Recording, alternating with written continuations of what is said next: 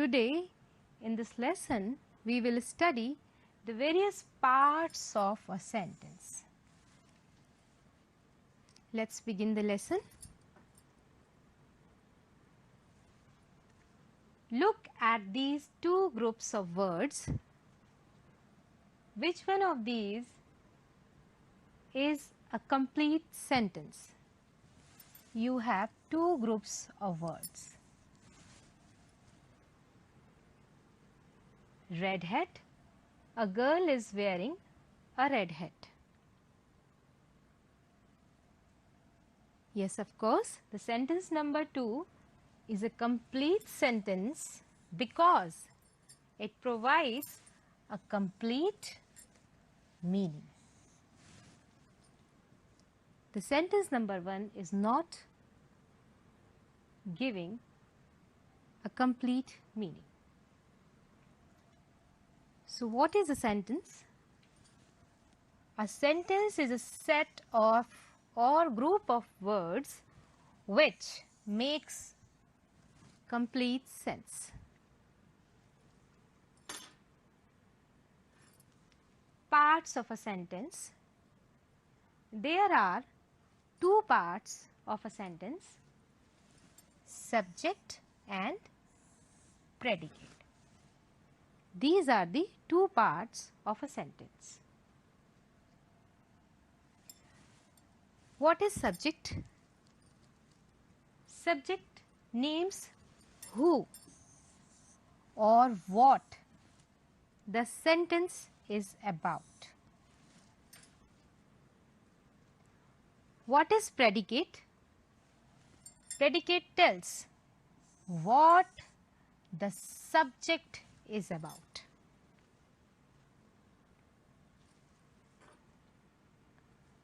Look at this picture. It's a famous monument of India. It is the Taj Mahal. Now read the sentence.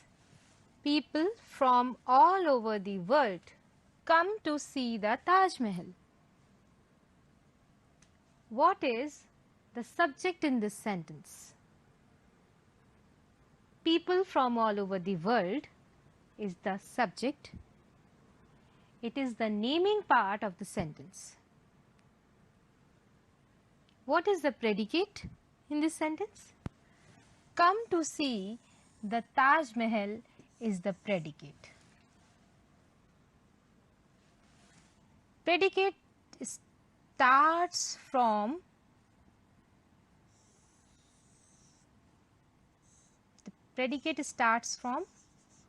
verb.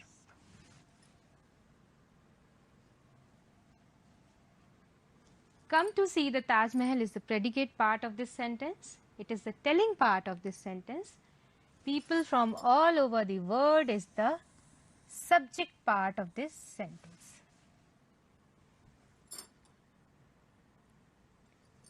Let's discuss about subject and predicate in detail separately. Subject. Subject may be of two types, noun or pronoun may act as subject. Sometimes noun phrase may also act as subject. Look at this picture. There is a boy in this picture. You can see. If we call this boy Ravi, what does Ravi do? Ravi jumps. Ravi jumps. What is the position of Ravi here? Ravi is in the position of subject and it is a noun. Here we have noun as a subject.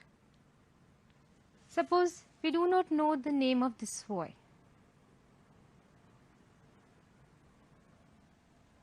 What will the sentence become? He jumps. The word he replaces the noun He is a pronoun. Here we have pronoun as a subject. Let's elaborate this sentence further. A boy jumps. A boy jumps. Here, a is the determiner. What is boy? Boy is a noun or the head word. Sometimes it is also called the head word, and it is the determiner. We can reframe the sentence in another way. A little boy in the blue shirt jumps. Here little, what is little? Little is an adjective. It describes the quality of the boy. We have another adjective in this sentence, in this phrase, blue. Blue describes the quality of the shirt. A is the determiner, little is the adjective, boy is the head verb, and in the blue shirt is an adjective phrase. What is adjective phrase? Adjective phrase is a group of words that describes the quality of a noun. Here, this adjective phrase is describing the quality of a noun, which is boy. In this way, we can say a subject may be of two types. Noun and pronoun may be the subject, or sometimes noun phrase may also be the subject. Dear children, you must be familiar with noun or pronoun as the subject of a sentence. But sometimes verbs may also act as subject. Look at these examples. Walking is a good exercise. Here what walking is placed in the column of subject. What is walking? Walking is a doing verb. It is an action verb, but here it is placed in the column of subject. Smoking is harmful. What is the position of smoking in this sentence? Smoking is placed in the column of subject. Smoking is the subject of this sentence. Swimming is useful. Swimming. What does the word swimming represent here? Swimming represents the subject. Walking, smoking, swimming are the subjects of these examples. Verb plus ing. When we add ing in the end of the first form of the verb, it is used as gerund. Gerund can also be the subject of a sentence. What is gerund? Gerund is a non-finite verb which ends in ing and works like noun. Infinitive as subject. Sometimes infinitives also act as subject.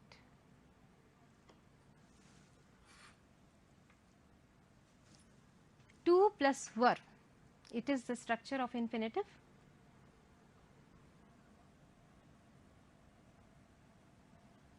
Read these examples carefully. To solve this question is difficult. To smoke is harmful. To err is human. To see is to believe. What is to solve? In this sentence, to solve is the subject of this sentence. What is to smoke here? To smoke is also a subject. What is to err? To err is human. To err is used as subject. What is the position of to see in this sentence? It is also used it as subject. These subjects are in the form of infinitive. Infinitive means to plus verb. When we add to before the first form of the verb, it becomes infinitive, and it may be used as subject of a sentence. What is infinitive? Infinitive is a non-finite verb. Non-finite means not limited by number of person or any noun or pronoun. This we will deal in your next chapter, which is generally preceded by to. We place to before the verb and it is used like a noun, adjective or adverb. So this way we have seen gerund and infinitive can be used as subject. It and there as subject. It and there can also be used as subject. Read these examples. It is raining today. It is 2 o'clock. It is generally used to show weather condition. It is very hot today. It was very cold yesterday. And it is also used to tell the time. It is 2 o'clock, it is 4 o'clock. It is used as neutral pronoun. Yes, it is a kind of pronoun.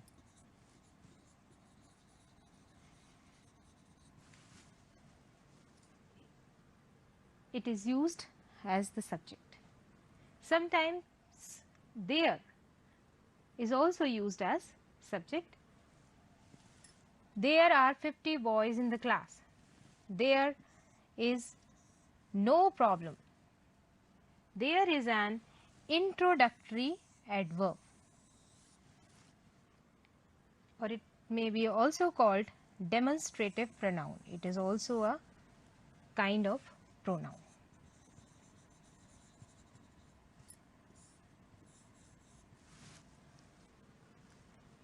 So we have seen it and there may also be used as subject.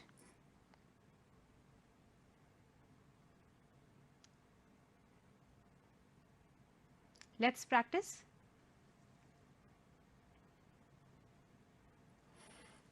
Here's a picture of a boy.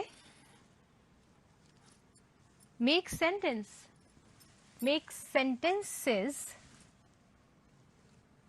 with different types of subject using this picture. What do you see in this picture? There is a boy. You will say, there is a boy. There is used as subject in this sentence. If we call this boy Ravi, what will you say? What does Ravi do? Ravi writes a letter.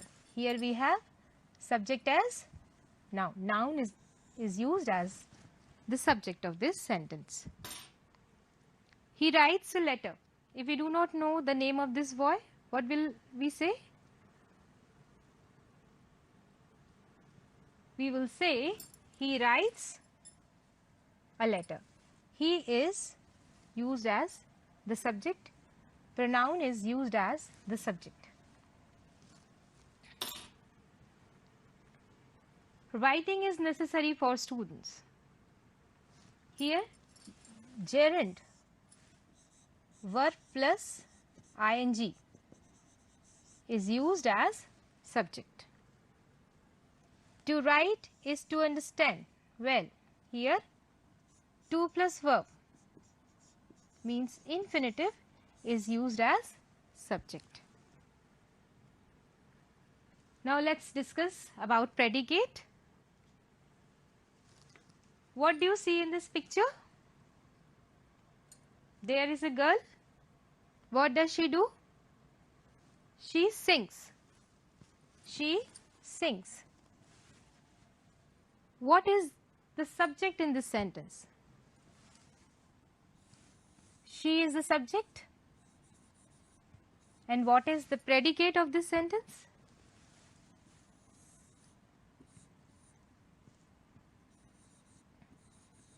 Sings. Sings is the predicate.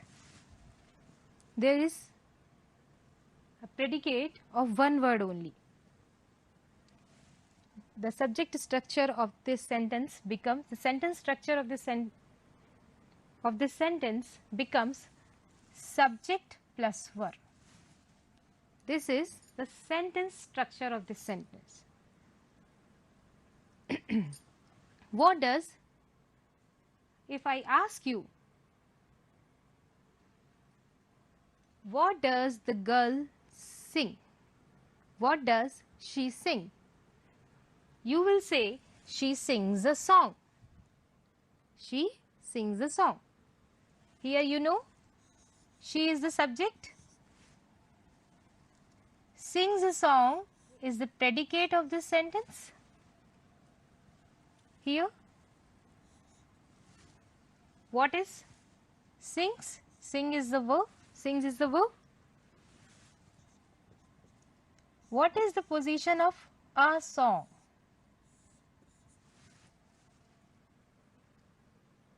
A song is in the position of object.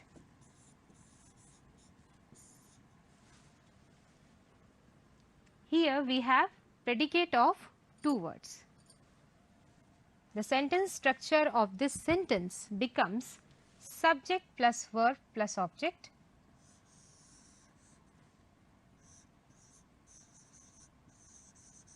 Here we have two words in the predicate, verb plus object.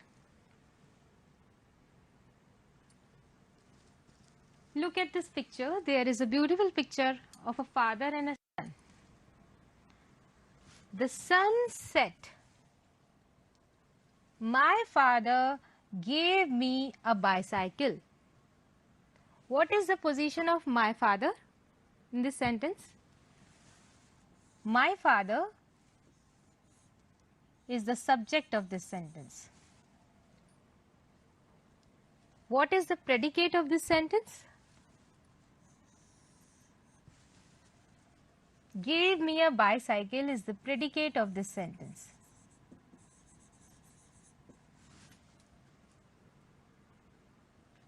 What does the word gave stand for? The word gave is the verb of this sentence. What is the position of me in this sentence? Me is an indirect object, or we can say it is object 1. What is a bicycle? Here, a bicycle is the direct object in this sentence. We can call it object 2. In this sentence, we have two objects in the predicate. One is direct object and another is indirect object. What is the difference between direct object and indirect object? A direct object is something that receives the action. An indirect object is something that which is affected by the action.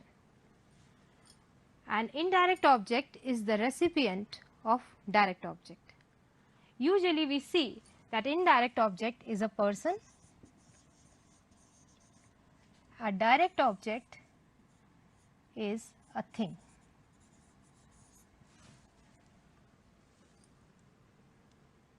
So the sentence structure of this sentence becomes subject plus verb plus object 1 direct object and object 2 indirect object.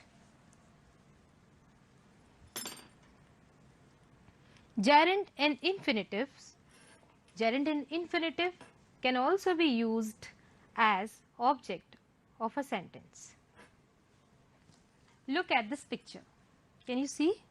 There is a boy. A boy is holding a ball in his hand. What does he like? He likes to play with the ball. He likes to play.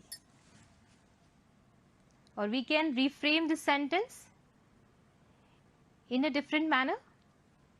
He likes playing. He likes playing. You know what is the subject of this sentence? He. What is the predicate of this sentence? Likes to play is the predicate of this sentence. Let's analyze the predicate part of this sentence. What is the verb in this sentence? Likes is the verb in this sentence. What is to play in this sentence? What is the position of to play? To play is in the position of infinitive as object. Here we have an infinitive as object.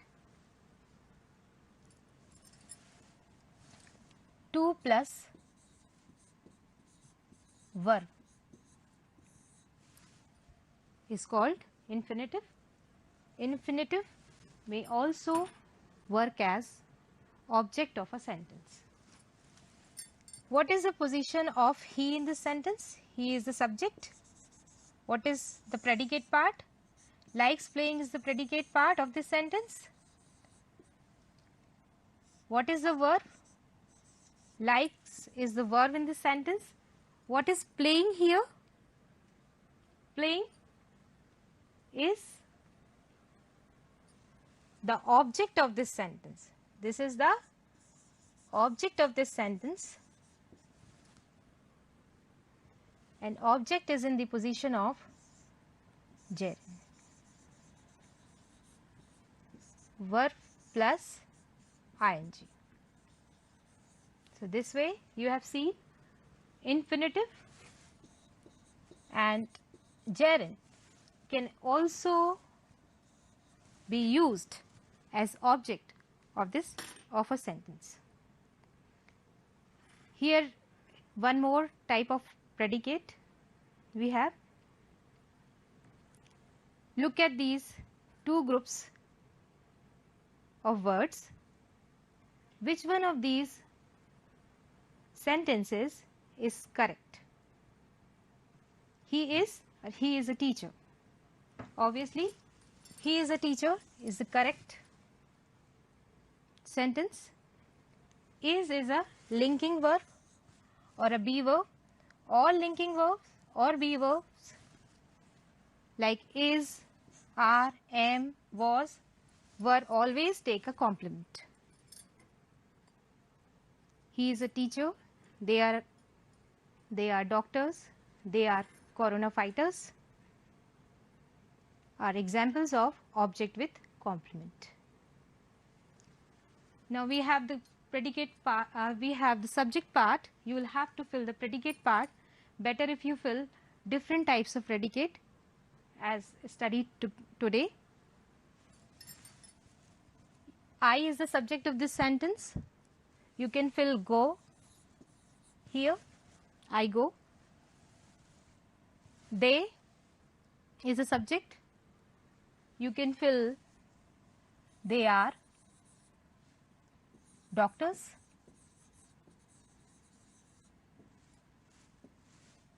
My brother. Here you can fill predicate with two objects. My brother gave me a book. Here me is the indirect object. A book is the direct object. We have two objects in this predicate. He is a student. This is an example of object with complement. This way you can do many more exercises. Last, let's sum up. Identify the subject and predicate part of this sentence. The birds is the subject part of this sentence and fly is the predicate part of this sentence. A group of elephants is the subject part of this sentence. Move slowly is the predicate part of this sentence. Radha and Sita play together. Radha and Sita is the subject part of this sentence. Play together is the predicate part of this sentence. Washing hands can save us from coronavirus. Washing hands is the subject part. Predicate part is can save us from coronavirus. Look at your homework. This is your homework for today. Make 5 sentences using different types of subject. Make 5 sentences using different types of predicate. So this was the lesson.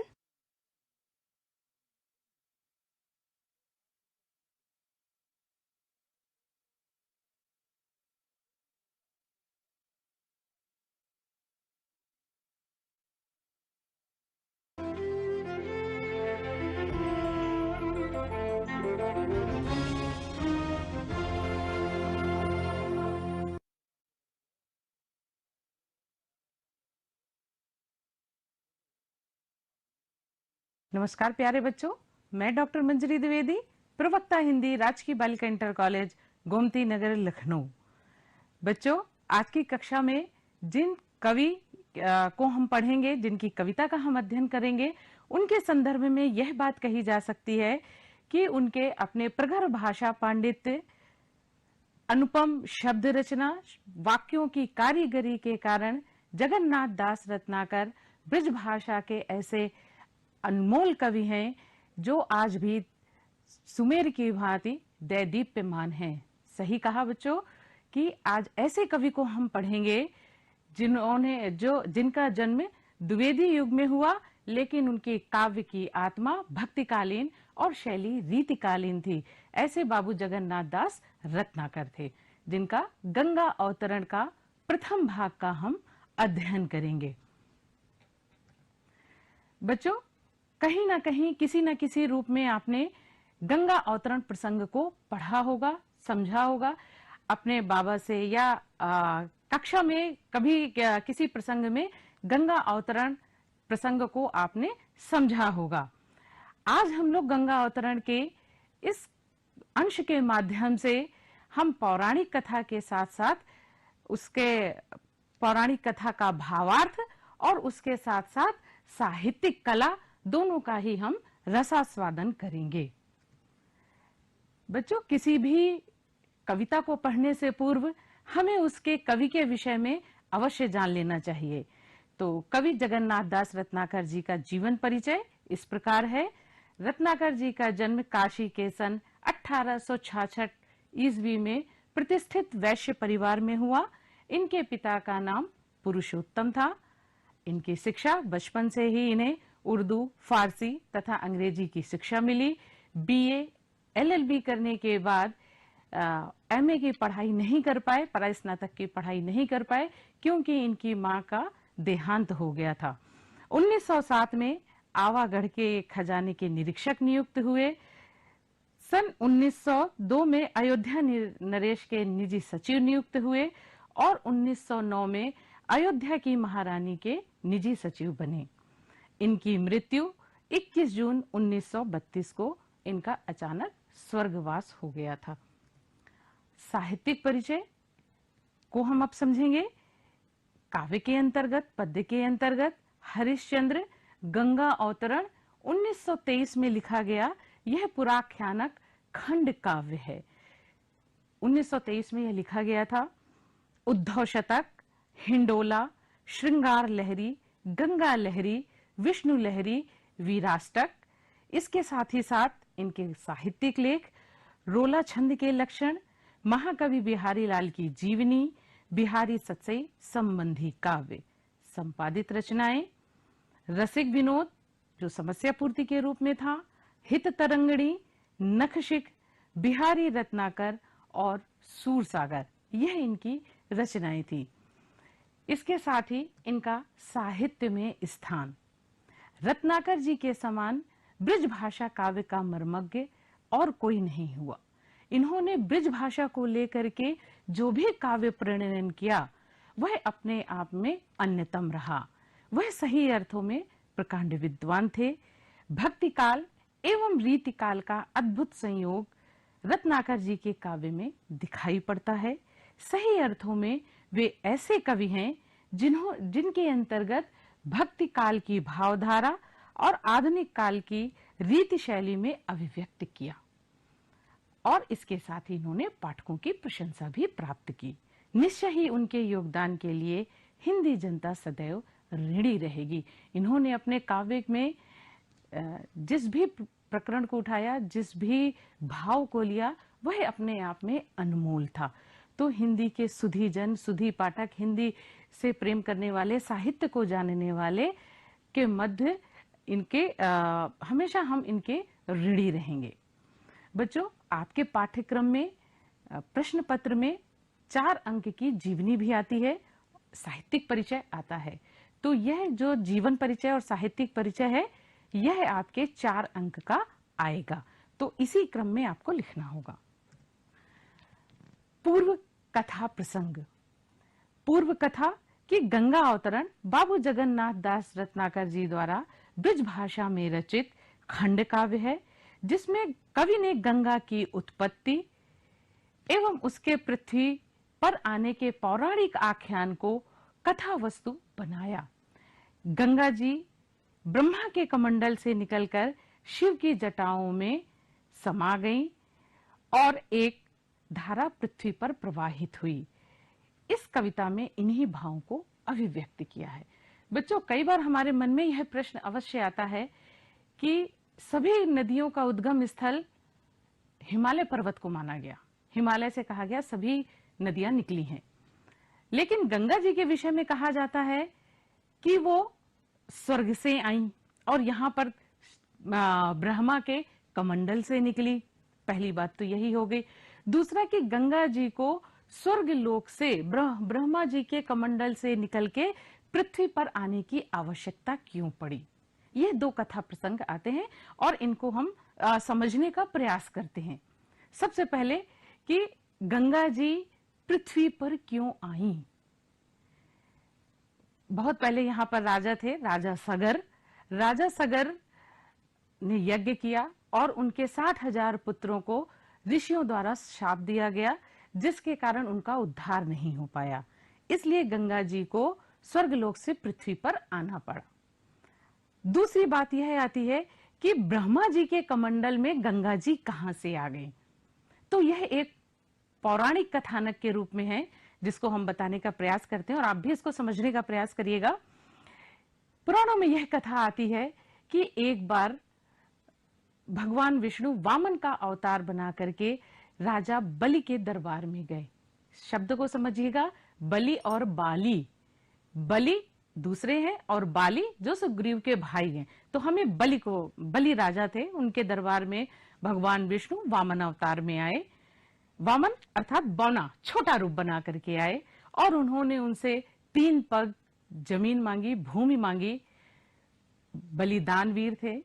बलि ने कहा कि आप अपने पगों से जितनी भी आप पग नाप सकते हैं, आप उतनी जमीन भूमि ले लीजिए। इसी क्रम में जो वामन अवतार भगवान विष्णु थे, उन्होंने अपना जैसे ही बायां पैर उठाया, वह सीधे ब्रह्मलोक में पहुंच गया, भगवान ब्रह्मा के पास पहुंच गया। और बच्चों, हमारे यहाँ एक विशिष्ट परंपरा होती है कि जब कोई विशिष्ट अतिथि आता है तो उसके पदों का प्रक्षालन किया जाता है। पैर धुलने की एक परंपरा है। भगवान विष्णु जी के पैर जैसे ही ब्रह्मा के पास पहुंचे, ब्रह्मा जी ने उनके पैरों का प्रक्षालन किया। प्रक्षालन अर्थात होता है धुलना, जल से धुलना। वह जो पैर जल से धुले तो धुला हुआ जो पानी था वह ब्रह्मा जी ने अपने कमंडल में डाल लिया, वही गंगा जी बनी। ठीक है बच्चों, तो गंगा जी ब्रह्मा के कमंडल में इस तरह से आई। यह कथा प्रसंग है। अब जब भागीरथ ने ब्रह्मा को प्रसन्न किया, शिव जी को प्रसन्न किया और गंगा जी को कहा कि आप आइए और हमारे जो पुरखे हैं उनका उद्धार करिए, मोक्षदायिनी गंगा को मनाया, तो गंगा जी को बड़ा क्रोध आता है। और वे, जब व्यक्ति क्रोध में होता है, उत्साह में होता है, कुछ वीरता में होता है, तो कुछ संकल्प कर लेता है। और गंगा जी ने भी बड़ा जोश के साथ संकल्प किया कि ब्रह्मलोक की बहुरी पलट इव कंदुक सम आऊं, कि मैं वापस, वो जाना नहीं चाहती थी, ब्रह्मलोक जाकर के पृथ्वी लोक में आना नहीं चाहती थी। तो उन्होंने क्रोध में यह प्रण लिया कि मैं गेंद के समान यहां से निकलूंगी, इतना तेज वेग करूंगी कि पृथ्वी को तोड़ते हुए, पाताल को चीरते हुए, और मैं वापस ब्रह्मा के पास आ जाऊंगी। ऐसा जो है गंगा जी संकल्प करती हैं। हम गंगा अवतरण को दो अंश में पढ़ेंगे। तो पहले अंश में हम लोग उनके प्रबल वेग को पढ़ेंगे, समझेंगे कि किस तरह से गंगा जी अपने प्रबल क्रोध के साथ पृथ्वी पर आती हैं। निकसी कमंडल तय उमंडी नभ मंडल खंडित, धाई धार अपार वेग सो वायु बिहंडती, भयो घोर अति शब्द धमक सो त्रिभुवन तरजे, महामेघ मिलि मनो एक संग ही सब गरजे। गंगा जी का क्रोध था और उसी क्रोध को व्यक्त करने के लिए जगन्नाथ दास रत्नाकर जी ने ऐसे ही शब्दों का चयन किया। देखिए यहाँ पे टकार वर्णों की अधिकता है। टकार में टा, ठा, डा, ढा, अणा, इन शब्दों का प्रयोग किया जाता है जब कोई व्यक्ति वीरता में हो, उत्साह में हो, क्रोध में हो, तो इन शब्दों का प्रयोग किया जाता है। तो इन्हीं शब्दों के, उचित शब्दों के प्रयोग के साथ यह रत्नाकर जी ने लिखा, निकसी कमंडल ते उमंडी नभ मंडल खंडित। गंगा जी को जैसे पता लगा कि उन्हें पृथ्वी लोक पर आना है, वैसे ही निकसी कमंडल ते उमंडी, उमंडी उमड़ उमड़ के, ब्रह्मा जी के कमंडल से उमड़ करके नभ मंडल खंडित, नभ मंडल आकाश मंडल को खंडित करते हुए, चीरती हुई, फाड़ती हुई, विभक्त करती हुई, विभाजित करती हुई गंगा जी पृथ्वी की ओर चल पड़ी। ब्रह्मा जी के कमंडल से उमड़ते घुमड़ते वायुमंडल को विभक्त करती हुई, धाई धार अपार वेग सो वायु विहंडती, और धाई दौड़ पड़ी, अपार वेग, अपरंपार वेग से, अत्यंत तीव्र वेग से, और इतना तीव्र वेग था वायु विहंडती, वायु के भी टुकड़े करते हुए, वायु को भी नष्ट करते हुए गंगा जी दौड़ पड़ी। भयो घोर अति शब्द धमक सो त्रिभुवन तरजे।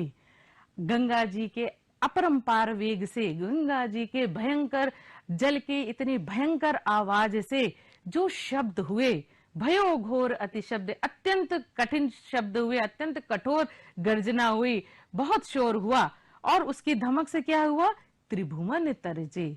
त्रिभुवन, त्रि यानी तीन, भुवन यानी लोक, तीन लोक अर्थात स्वर्गलोक, पृथ्वीलोक और पाताल लोक, तीनों लोकों के लोग तरजे भयभीत हो गए। महामेघ मिली मनो एक संग ही सब गरजे। ऐसा लगता था, पानी का इतना प्रबल वेग था, ऐसा लग रहा था कि मानो बहुत सारे भयंकर मेघ आपस में मिलजुल कर गरज रहे हैं। ब्रह्मा जी के कमंडल से उमड़ती हुई गंगा जी अत्यंत अपार वेग के साथ वायु को विखंडित करती हुई घनघोर शब्दों के साथ तीनों लोकों के लोगों को भयभीत करती हुई, ऐसा लगा मानो प्रलयंकारी मेघ आपस में मिलकर के गरज रहे हैं। बच्चों, यह अंश जो पढ़ा, इससे अब हम प्रमुख बिंदु समझेंगे। गंगा अवतरण के इस अंश में कवि ने चित्रोपमता शैली को अपनाया है। चित्रोपमता शब्द शायद आपके लिए नवीन हो। चित्रोपमता कि कवि ने ऐसे शब्दों का संयोजन किया है, ऐसे भावों के लिए जैसे भाव उसी प्रकार शब्द विन्यास जो हमारे सामने चित्र के समान उपस्थित हो गए हैं। शब्दों के माध्यम से भावों को, चित्रों को उपस्थित करने का प्रयास किया है। अलंकार में आपका उत्प्रेक्षा अनुप्रास। कुछ मौखिक प्रश्न आपके लिए कि गंगा की श्वेत धारा को देखकर कैसा प्रतीत हो रहा है। त्रिभुवन शब्द का समास विग्रह करते हुए समास का नाम बताइए, भेद बताइए। अगला अंश, निज दरेर सो पौन पटल फारथी फहरावती, सुरपुर के अति सघन घोर घन घस गहरावती, चली धार धुधकार धराजित काटती कावा, सगर सुतन के पाप ताप पर बोलती धावा। बड़े सुंदर शब्द विन्यास के साथ निज दरेर सो, अपने ही धक्के से, अपने ही तेजी से, पौन पटल फारथी फहरावती, पवन रूपी पर्दे को फाड़ती हुई, चीरती हुई, सुरपुर के अति सघन घोर घन घस घहरावती, अत्यंत भयंकर शब्दों को करती हुई, सुरपुर के अति सघन घन घसी, सुरपुर अर्थात स्वर्गलोक के घनघोर मेघों के घर्षण करते हुए, समीप आते हुए, शोर करते हुए, संपर्क में आते हुए गंगा जी चली धार धुधकार धरादिस काटती कावा, अपनी धारा को प्रबल वेग के साथ धुधकार करती हुई, धक्के के साथ, जोर से, प्रबल प्रचंडतम वेग के साथ पृथ्वी पर चक्कर काटती हुई चली आ रही हैं। और क्यों चली आ रही हैं? सगर सुतनी के पाप ताप पर बोलती धावा, सगर के पुत्रों के पाप, उन्होंने ऋषि कपिल मुनि का उनको शाप मिला था, उनके शाप के कारण जो सगर को पाप ताप हुआ, उस ताप का हरण करने के लिए, उनके दुखों को नष्ट करने के लिए गंगा जी पृथ्वी पर आ रही हैं। अपने ही घर्षण से, अपनी ही धमक के कारण, अपनी तीव्रतम वेग के कारण पवन रूपी पर्दे को फाड़ती हुई, स्वर्गलोक के घनघोर मेघों के साथ घर्षण करती हुई, भयंकर आवाज के साथ, प्रचंडतम वेग के साथ चक्कर काटती हुई गंगा नदी सगर के पुत्रों को दुख से उबारने के लिए, मोक्ष को देने के लिए यह गंगा जी पृथ्वी पर उतर के आ रही हैं। इस अंश से प्रमुख बिंदु और मौखिक प्रश्न इस प्रकार है।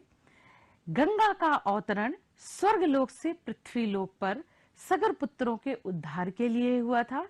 इसी भाव को कवि ने प्रस्तुत पद में अभिव्यक्त किया है। बच्चों, कई बार प्रश्न पत्र में यह अवश्य पूछा जाता है कि इस अंश में किस प्रसंग का वर्णन है। यदि यह प्रसंग आता है तो आप यह उत्तर लिख सकते हैं कि सगर के पुत्रों का ताप को नष्ट करने के लिए, उनके उद्धार करने के लिए गंगा जी पृथ्वी पर आई। अलंकार में रूपक, अनुप्रास एवं ध्वन्यार्थ व्यंजना, ध्वन्यार्थ व्यंजना की ध्वनि के माध्यम से बताने का प्रयास, ऐसे ही शब्दों का चयन किया गया जिससे भाव पूरी तरह से प्रकट हो सके। प्रश्न में देखिए, भगीरथ गंगा को पृथ्वी पर क्यों लाना चाहते थे? तो इसका उत्तर भी आपको यहीं से मिल जाएगा। दरेर और कावा शब्द का अर्थ लिखिए।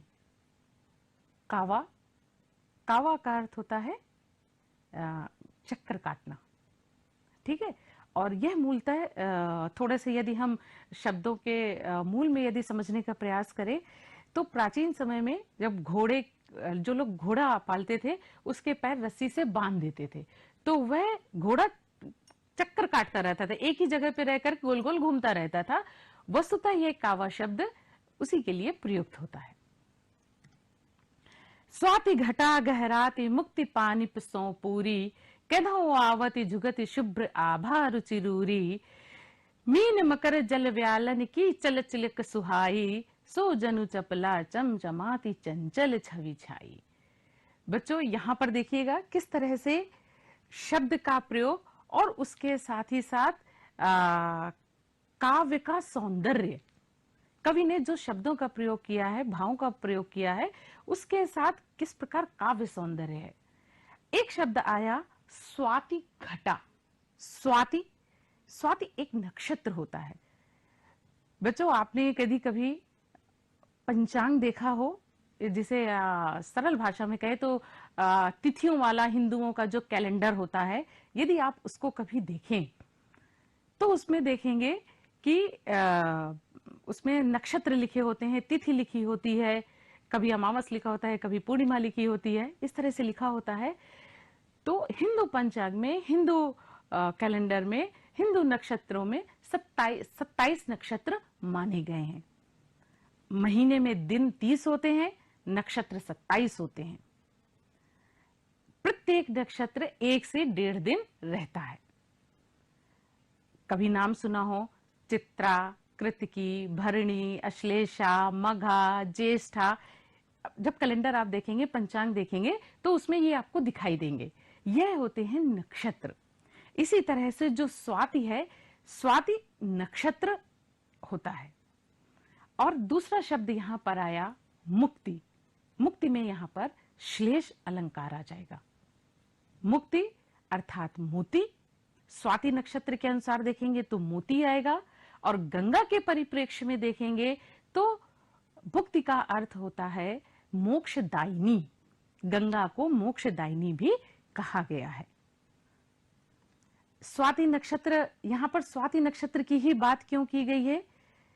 क्योंकि बच्चों, ऐसा कहा जाता है कि जब स्वाति नक्षत्र लगता है और उस पर यदि बारिश होती है, तो उस बारिश का जल यदि खुली हुई सीप पर पड़ जाए, समुद्र के किनारे जो सीप होती है, उस पर यदि बारिश की यह बूंद पड़ जाए, सीप बंद हो जाती है और समुद्र के अंदर जा करके वहीं रेत पर दबी रह करके और कालांतर में जा करके वही मोती हो जाती है।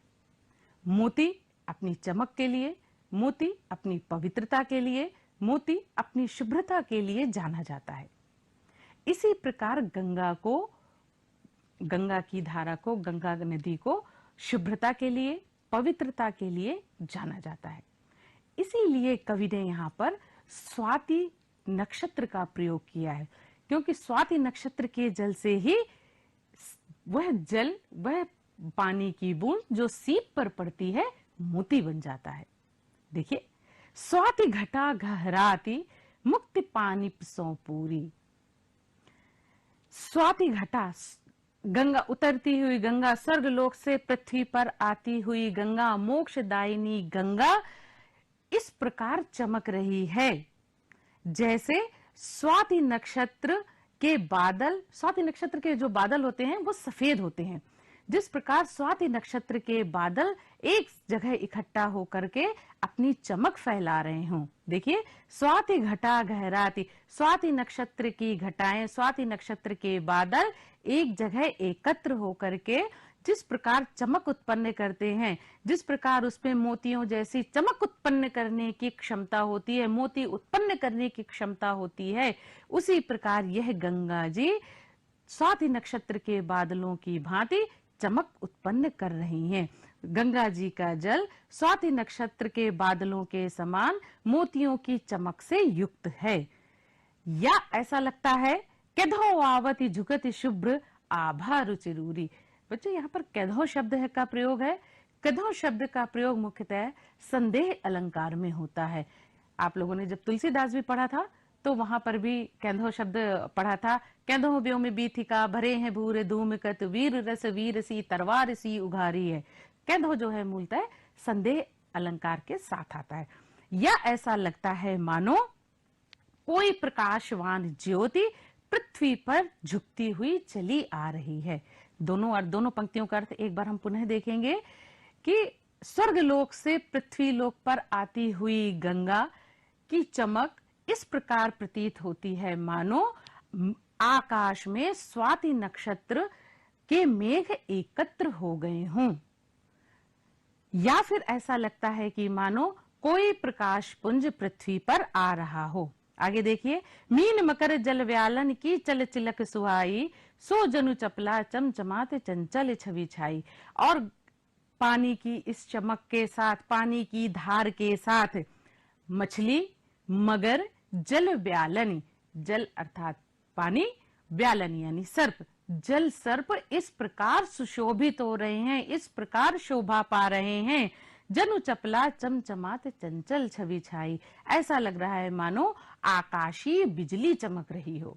बच्चों, यदि यहाँ पर थोड़ा सा साहित्यिक के गूढ़ अर्थ में जाएं, तो जो आकाशीय बिजली है वह हमारे अंदर भय पैदा करती है, जबकि सौंदर्य और शोभा जो शब्द है वो आंखों को खुला रखने वाला था। कोई चीज सुंदर है, हम उसे अपलक निर्निमेष देखते रहेंगे। लेकिन यहाँ पर जब कवि ने कहा कि दामिनी चपला की बात की, आकाशीय बिजली की बात कर रहे हैं, तो आकाशीय बिजली भय उत्पन्न कर रहा है। यहाँ पर शोभाजनक, सौंदर्य जनक दोष हम कह सकते हैं कि जो शोभा होती है, सुंदरता होती है, वह आंखों को विस्फारित कर देती है, जबकि चपला जो है वह आंखों बंद कर देती है। भयंकरता के कारण भयभीत हो जाता है व्यक्ति और आंखें बंद हो जाती हैं। तो यहाँ पर सौंदर्यगत दोष भी आ जाएगा। प्रमुख बिंदु, कवि ने गंगा के सौंदर्य का वर्णन अलंकार युक्त भाषा में किया है। गंगा के लिए मुक्ति पानी विशेषण गंगा के मोक्ष प्रदायिनी शक्ति के भावों को अभिव्यक्ति करता है। मुक्ति मोती और पानी कांति मोक्षदायिनी गंगा कहा गया। उत्प्रेक्षा, श्लेष, संदेह और अनुप्रास अलंकार का प्रयोग किया गया है।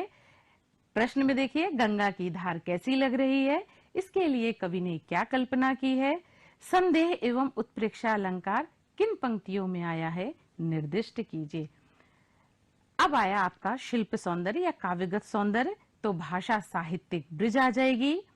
छंद रोला, रोला यह आपके पाठ्यक्रम में है, जिसके एक पंक्ति में 24 मात्राएं होती हैं। अलंकार, अनुप्रास, उत्प्रेक्षा, संदेह, रूपक, गुण प्रसाद, शब्द शक्ति, लक्षणा। बच्चों, यहाँ पर रस की जगह भाव आ जाएगा और वह कुछ वीरता का भाव, उत्साह का भाव आएगा।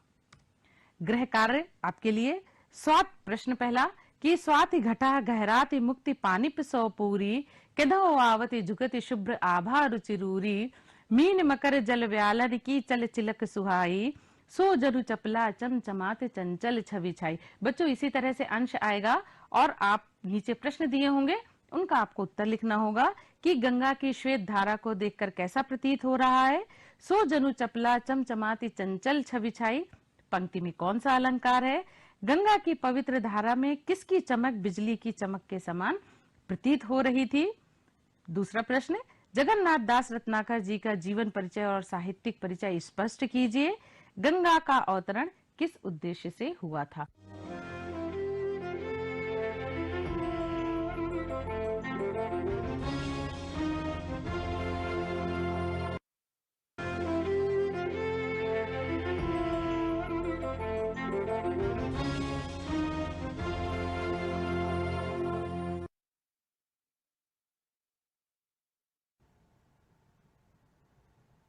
नमस्कार बच्चों, मैं ऋचा सिंह, प्रधानाचार्य राजकीय हाई स्कूल बघौली, आप सभी का गृह विज्ञान की इस कक्षा में एक बार फिर से बहुत बहुत स्वागत करती हूँ। बच्चों, आज जिस विषय पर हम चर्चा करेंगे वह है गृह गणित भाग 2। पिछली कक्षा में हमने इसके भाग 1 के कुछ महत्वपूर्ण बिंदुओं पर चर्चा की थी। आज भाग 2 के जो चर्चा के विषय हैं उनको देख लेते हैं। आज जिन बिंदुओं पर हम चर्चा करेंगे वो है दशमलव संख्याओं का जोड़ना, दशमलव संख्याओं को घटाना, दशमलव संख्याओं को गुणा करना और दशमलव संख्याओं में भाग करना, यानी कि addition, subtraction, multiplication and division of decimals. तो बच्चों, आज के इस पाठ में हम इन चारों अवधारणाओं को सीखेंगे, इस कॉन्सेप्ट को सीखेंगे। पिछली कक्षा में जिन बिंदुओं पर हमने चर्चा की थी वह थे गृह गणित की आवश्यकता तथा महत्व, गृह गणित का अर्थ भी समझा था, मापतौल की विभिन्न इकाइयों के बारे में जानकारी प्राप्त की थी, दशमलव या डेसिमल का कॉन्सेप्ट समझा था और अंकों का स्थानीय मान या प्लेस वैल्यूज के बारे में चर्चा की थी। आज हम इन चारों अवधारणाओं को, जो कि मैंने अभी बताया आपको, एडिशन, सब्सट्रैक्शन, मल्टीप्लिकेशन और डिवीजन के बारे में पढ़ेंगे। लेकिन उससे पहले मैं आज आपको इस पाठ को पढ़ाए जाने का उद्देश्य बताना चाहती हूँ। आज के इस पाठ को पढ़ने के बाद आप दशमलव संख्या में संक्रियाएं कर पाएंगे और दैनिक जीवन में इन संक्रियाओं का उपयोग कर पाएंगे। दशमलव संख्या में संक्रियाएं कर पाना माने कि आप एडिशन, सब्सट्रैक्शन, मल्टीप्लिकेशन और डिवीजन को अच्छे से कर पाएंगे और अपने व्यवहारिक जीवन में, दैनिक जीवन में जहां कहीं भी आपको इसकी जरूरत होगी आप इनका उपयोग कर पाएंगे। तो चलिए अब हम आज का पाठ आरंभ करते हैं और एक एक करके अपनी चारों अवधारणाओं को लेते हैं। सबसे पहली अवधारणा या कॉन्सेप्ट है दशमलव का जोड़। दशमलव का जोड़ सीखेंगे आज। दशमलव का जोड़ शुरू करने से पहले कुछ बिंदु है ध्यान रखने योग्य, उनको देख लेते हैं। दशमलव का जोड़ शुरू करने से पहले हम देख लेते हैं कि हमें करना क्या है। सबसे पहले अंकों और संख्याओं को दूर दूर स्पष्ट लिखना है। जो भी अंक है संख्या में उसको दूर और स्पष्ट लिखना है। इस प्रकार लिखना है कि उनके दशमलव बिंदु एक दूसरे के ठीक नीचे रहे। संख्याओं को उनके स्थानीय मान के अनुसार ही लिखना है और संख्या के दाहिनी ओर यदि कोई स्थान खाली रह जाता है तो इसमें 0 अंकित कर दे और आप इनको आप सामान्य संख्याओं की तरह से जोड़ दें। तो बच्चों आइए पहले उदाहरण के साथ इसको समझते हैं। बच्चों ये पहला सवाल हमारा है, सरल कीजिए 4.95 प्लस 2.34। इसको हम जोड़ के देखते हैं। अपने एक एक स्टेप को फॉलो करते जाएंगे कि हमें करना क्या है, ठीक है, और उसी हिसाब से हम इसको जोड़ करते जाएंगे। अब सबसे पहले मैंने आपको क्या कहा था कि अंकों को स्पष्ट लिखिए, थोड़ा दूर दूर लिखिए। 4.95 और अंकों को उनके स्थानीय मान के अनुसार लिखिए, यानी इकाई अंक के नीचे आपको इकाई अंक लिखना है। दशमलव बिंदु को दशमलव बिंदु के नीचे लगाना है और 10वें भाग को 10वें भाग के नीचे और 100वें भाग को 100वें भाग के नीचे। बच्चों मैंने आपको पहले भी बताया था कि अंकों के स्थानीय मान का बहुत महत्व होता है जोड़ने घटाने में या इन गणितीय अवधारणाओं में। यदि हम अंकों के स्थानीय मान का ध्यान नहीं रखेंगे तो ऐसी स्थिति में क्या होगा, हमारा सवाल का हल जो है वो गलत हो जाएगा। और अगर हम स्थानीय मान देखेंगे तो हमारा डेसिमल अपने आप ही एक दूसरे के नीचे लग जाएगा। अब हम इसको साधारण जोड़ की भांति जोड़ देंगे। 5 और 4 9, 9 और 3 12, हासिल 2, हासिल 1, 4 2 6 और 1 7 और दशमलव के नीचे दशमलव।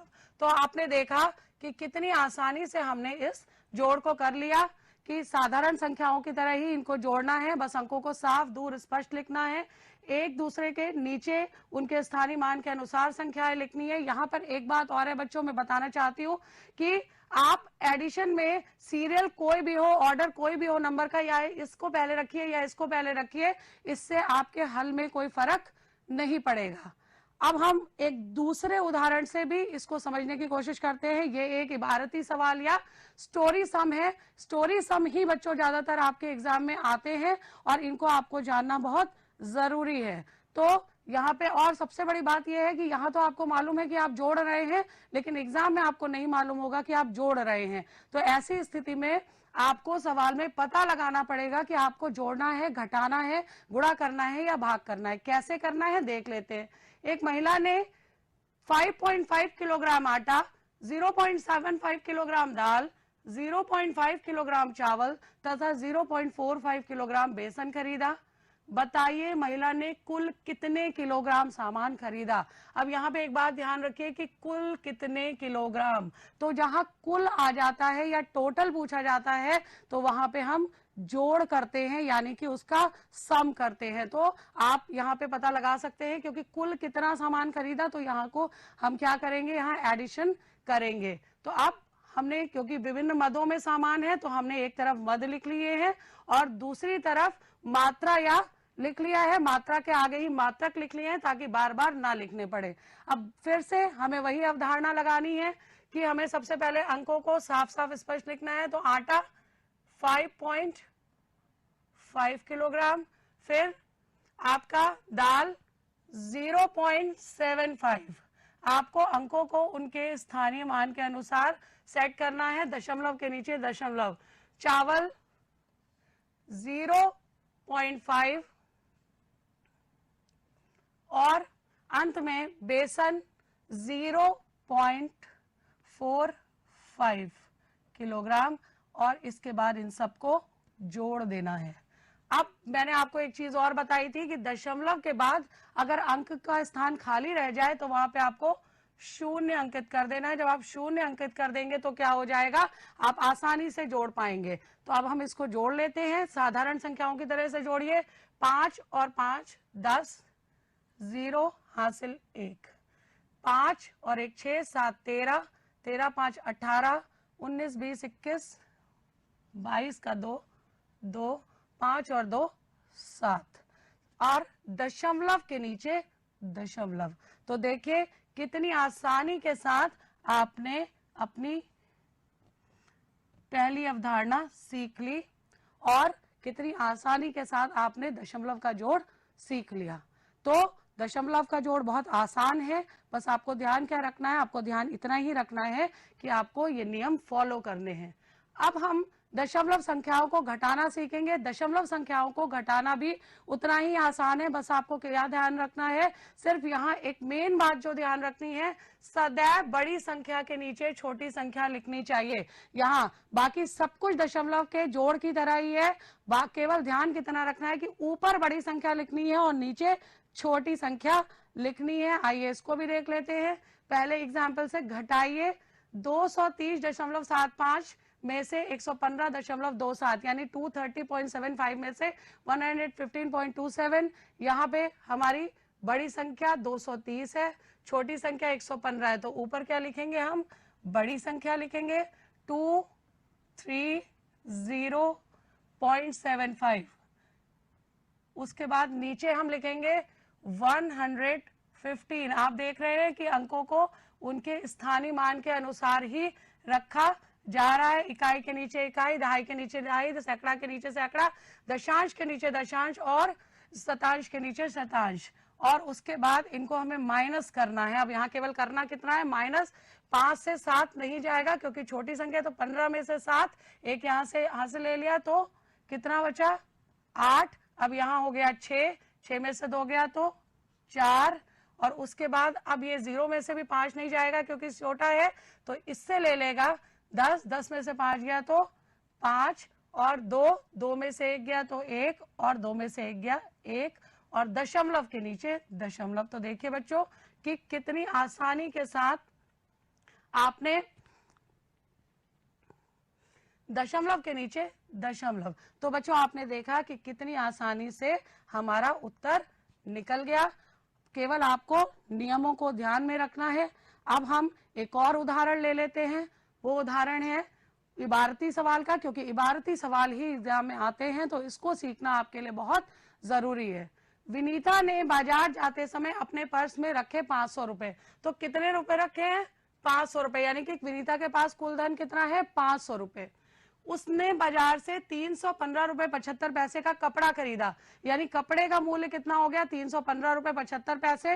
तो शेष धनराशि, बच्चे यहाँ पूछा गया शेष कितना, तो जहां शेष पूछा जाएगा, बैलेंस पूछा जाएगा, तो वहां पे आपको क्या करना है, वहां पे आपको घटाना है। तो कैसे घटाना है, फिर वैसे ही आपको अंकों को साफ स्पष्ट रखना है। बड़ी संख्या को हमने ऊपर रख लिया और छोटी संख्या को नीचे, 315 रुपए 75 पैसे। अब हम माइनस करेंगे,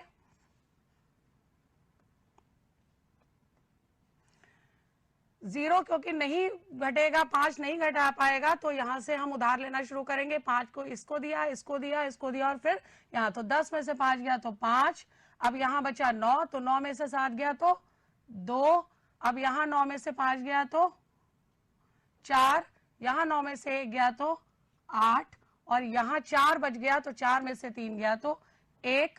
दशमलव के नीचे दशमलव, यानी कि रुपए 184.25, यानी 184 रुपए 25 पैसे विनीता के पास कुल बचेंगे कपड़े का पैसा काटने के बाद। तो ये था दशमलव का घटाना। अब इसी तरह से हम अपनी अगली अवधारणाओं में आते हैं, दशमलव संख्याओं को गुणा करना। बच्चों दशमलव संख्याओं को गुणा करते समय हम क्या देखेंगे, दशमलव संख्या को गुणा करते समय हम इसको साधारण संख्या की तरह गुणा करेंगे, दशमलव पर ध्यान नहीं देंगे। और गुणा करने के बाद गुणने व गुणांक यानी जिसको गुणा कर रहे हैं और जिससे गुणा कर रहे हैं इनके दशमलव अंकों की संख्या को काउंट कर लेंगे और जो भी गुणनफल आएगा उतने ही अंक दाईं तरफ से गिनकर हम उतने अंकों के बाद दशमलव लगा देंगे। कैसे करना है आइए इसको उदाहरण के माध्यम से देख लेते हैं। मान बताइए 2.25 मल्टीप्लाइड बाई 8.53। तो यहाँ पे भी आप सीरियल कोई भी रख सकते हैं, ऑर्डर कोई भी रख सकते हैं एडिशन की तरह। इसको इससे गुणा कीजिए चाहे इसको इससे गुणा कीजिए, आंसर विल बी सेम। आपका आंसर वही आएगा, जो है उसमें परिवर्तन नहीं होगा। तो यहाँ आपको घबराना नहीं है, आप सीरियल को चेंज भी कर सकते हैं, ना करें तो अच्छा है मगर कर भी सकते हैं। सबसे पहले 2.25 8.53 इसको हमें क्या करना है, साधारण संख्याओं की तरह से गुणा करना है, दशमलव के बारे में नहीं सोचना है। 3 पंजे 15, फिर 1, 3 दूनी 6 और 1 7 और 3 दूनी 6। अब हमें क्या करना है, क्योंकि हम दूसरे प्लेस पे है तो पहले प्लेस में हमें क्रॉस कर देना है या 0 लगा देना है। 5 पंजे 25 का 5, 2, 5 दूनी 10, 2 12 का 2 और 1, 5 10 और 1 11। ठीक है, अब क्या करना है 8 से, चूंकि ये तीसरे स्थान पे है तो अब हमें पहले 2 स्थानों को क्रॉस कर देना है। 8 पंजे 40 का 0, 4, 8 दूनी 16, 4 20 का 0, 2, 8 दूनी 16 और 18। तो अब यहाँ पे हमें जोड़ना है 5, 7 5 12 का 2, 6 2 8 और 1 9, 1 9 1। यानी यहाँ पे हमारा कितना आया, 1 9 1 9 2 5 ये संख्या आ गई हमारी। और अब हमें दशमलव लगाना है, तो दशमलव लगाने के लिए हम क्या करेंगे, दशमलव लगाने के लिए हम 1 2, दशमलव के बाद कितने प्लेस तक है अंक 1 2, और यहाँ भी दशमलव के बाद 2 प्लेसेस तक अंक है, तो ये 2 प्लेस और ये 2 प्लेस गिन लेंगे, टोटल 4 प्लेसेस है। तो 4 के बाद यहाँ से दाईं तरफ से जो गुणनफल आया हमारा उसको हम गिनेंगे 1 2 3 4 और यहाँ लगा देंगे। तो यहाँ कहीं पे आपका जो है, यहाँ पे आपका ये 4 अंक 1 2 3 4 आप गिन लेंगे, तो आपका जो उत्तर आएगा वो क्या आएगा 19.1925, यानी ये आपका आंसर होगा 19.1925। तो बच्चों देखिए कितनी आसानी के साथ आपने गुणा कर लिया है। एक और इबारती सवाल के साथ हम इसको समझने की कोशिश करते हैं, स्टोरीज हम देखते हैं। एक पुस्तक का मूल्य ₹25.20 यानी 25 रुपए 20 पैसे है, तो ऐसी 5 पुस्तकों का मूल्य बताइए। तो जब एक का पूछा है और ज्यादा का निकाला, मल्टीप्लीकेशन माने रिपीटेड एडिशन, बार बार ऐड करने की जगह हम मल्टीप्लाई करते हैं, तो यानी कि संख्या बढ़ती है। तो जब एक का मूल्य दिया है और ज्यादा का मूल्य पूछा है तो ऐसी स्थिति में हम क्या करेंगे, गुणा करेंगे। तो जब हम एक पुस्तक के मूल्य को 5 पुस्तकों से गुणा कर देंगे तो फिर हमारा आंसर आ जाएगा, 5 पुस्तकों का मूल्य आ जाएगा। अब यहाँ पे हम 25.20 को मल्टीप्लाई कर देते हैं किससे, 5 से। ठीक है, तो अब हम 5 0 जा 0, 5 2 जा 10 का 0, 5 5 जा 25 और 1 6 और 5 2 जा 10 और 2 12। अब फिर वही करना है, दशमलव, क्योंकि नीचे वाली संख्या पूर्णांक है तो दशमलव के बाद के स्थान देख लेने हैं जो आपका, जिस पर आप गुणा कर रहे हो, जिस संख्या को गुणा कर रहे हो। दशमलव के बाद 2 स्थान है, 2 अंक है, तो फिर ये 1 और 2, यहां से दाईं तरफ से 1 और 2 यहाँ पे बिंदु हम लगा देंगे, तो ये आ गया हमारा ₹126। यानी 5 पुस्तकों का मूल्य कितना होगा, यदि एक पुस्तक का मूल्य आपका कितना है, एक पुस्तक का मूल्य आपका 25 रुपए 20 पैसे है, तो 5 पुस्तकों का मूल्य 126 रुपीज होगा।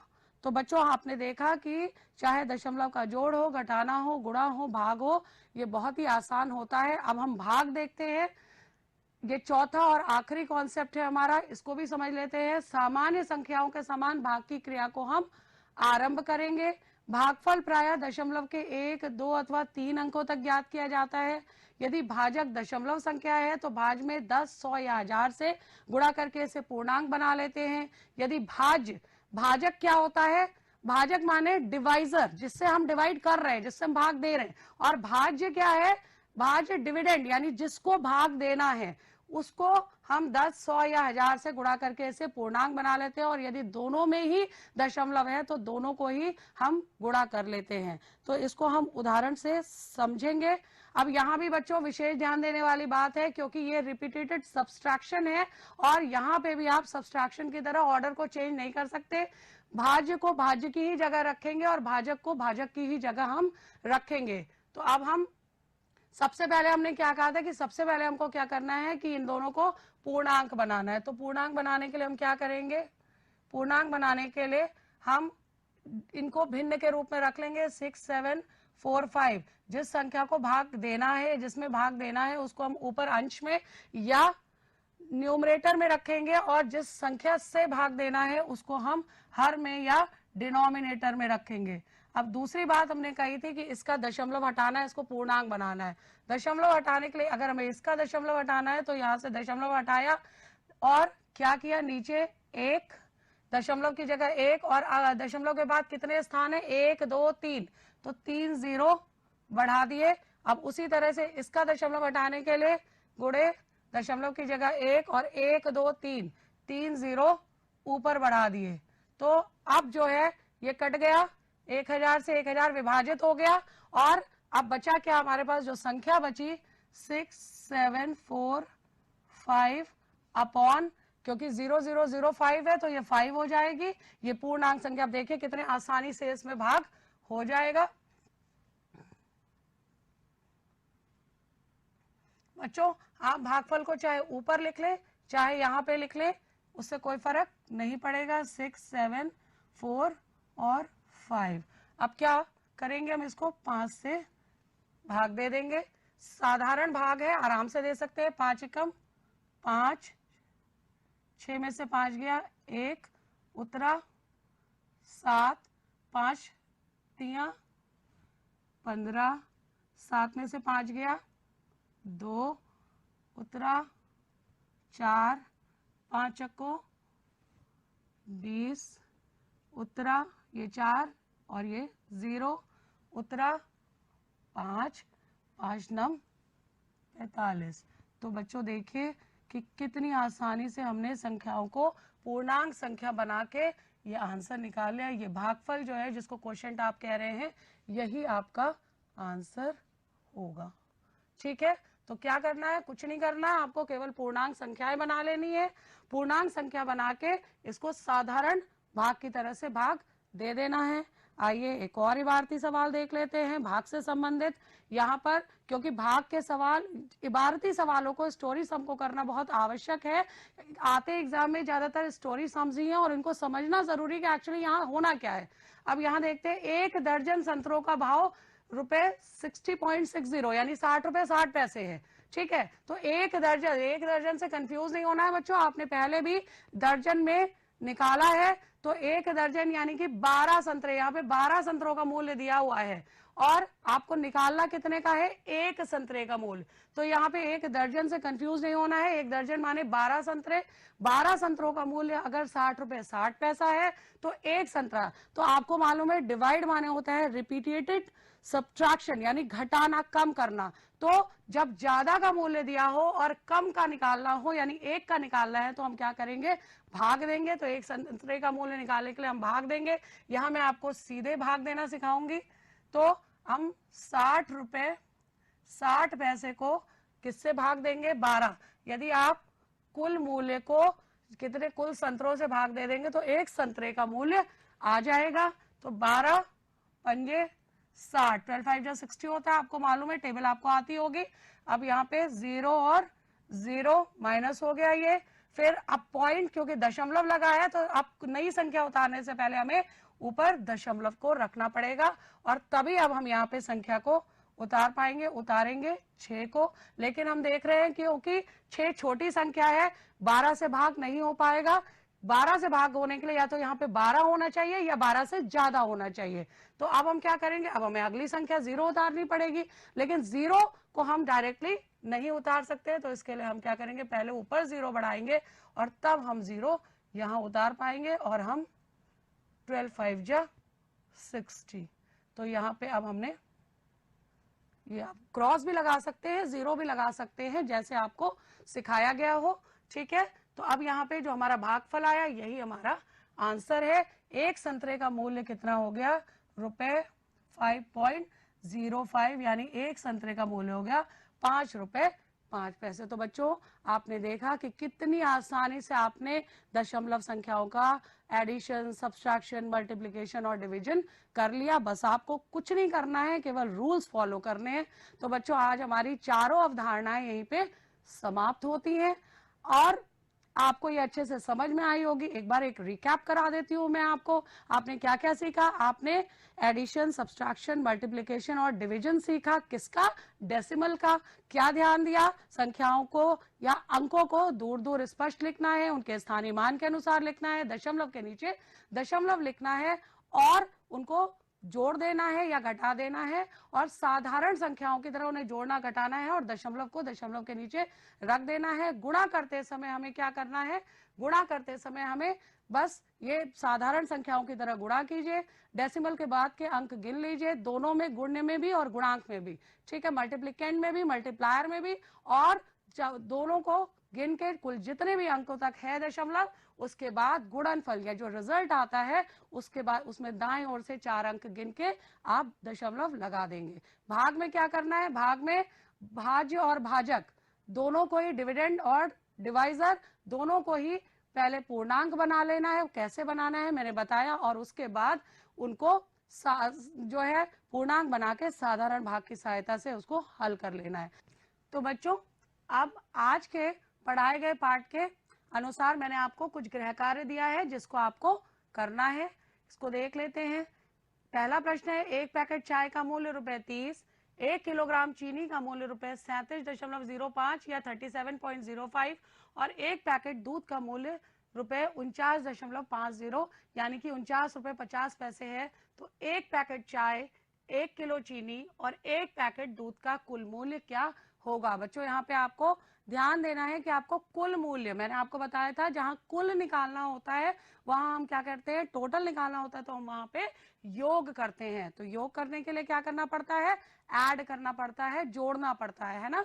तो यहाँ क्या होगा, मैंने आपको हिंट दे दी है। अब अगला सवाल, सीताराम के पास ₹984 थे, उसने ₹325.50 अपने छोटे भाई को दे दिए, उसके पास कितने रुपए बचे। तो कितने रुपए बचे, यहाँ पे आपको शेष निकालना है कि बचा हुआ धन। तो मैंने कहा था शेष बैलेंस निकालने के लिए आपको क्या करना पड़ता है, घटाना पड़ता है। तो इस सवाल में आप क्या करेंगे, घटाएंगे। अब अगले सवाल में आते हैं, 1 लीटर दूध का मूल्य ₹32.50 है यानी 32 रुपए 50 पैसे है। तो 5.5 लीटर दूध का मूल्य कितना होगा, 5.5 लीटर यानी एक का दिया हुआ है, ज्यादा का निकालना है। जब ज्यादा का निकालना होता है तो हम क्या करते हैं, ज्यादा निकालने के लिए हम या तो ऐड करते हैं या मल्टीप्लाई करते हैं, लेकिन हम बार बार ऐड नहीं कर सकते। मैंने बताया आपको कि बड़ी बड़ी संख्याओं को बार बार ऐड नहीं कर सकते, तो हम यहाँ क्या करेंगे, यहाँ पे हम मल्टीप्लाई करेंगे। तो जब आप दूध के मूल्य से अगर आप दूध की क्वांटिटी को मल्टीप्लाई कर देंगे या गुणा कर देंगे तो बड़ी आसानी से आपका यह आंसर निकल जाएगा। इसके अतिरिक्त अंतिम है, 1 दर्जन केलों का मूल्य ₹104.75 है। तो एक केले का मूल्य, 1 दर्जन, अभी मैंने आपको बताया दर्जन माने क्या होता है, 12, 1 दर्जन में 12, तो 12 किलो का मूल्य पूछा है यहाँ पे, तो कंफ्यूज मत होइएगा। 12 किलो का मूल्य 104 रुपए 75 पैसे है। और कम का पूछा है, कम का बताने के लिए क्या करते हैं ये भी आपको पता है। कम करने के लिए या तो हम घटाते हैं या हम डिवाइड करते हैं। तो बार बार नहीं घटाई जा सकती है जब कोई चीज, तो ही हम डिवीजन का इस्तेमाल करते हैं, प्रयोग करते हैं, इसीलिए तो डिवीजन सीखते हैं। तो यहाँ पर हम 1 दर्जन केलों का मूल्य निकालने के लिए क्या करेंगे, हम 104.75 यानी जो मूल्य है, कुल मूल्य है, उसको कुल केलों कुल केलों से भाग दे देंगे, डिवाइड कर देंगे, तो फिर हमारा जो है वो क्या आ जाएगा, वो हमारा 1 केले का मूल्य आ जाएगा। तो बच्चों इन सवालों को आप बहुत आसानी के साथ कर सकते हैं। इसके अतिरिक्त बहुत सारे और अभ्यास के सवाल आपकी पुस्तक में मिलेंगे, उनको भी आप खूब प्रैक्टिस कीजिए। आज पढ़ाए गए पाठ के आधार पर इनको कर सकते हैं।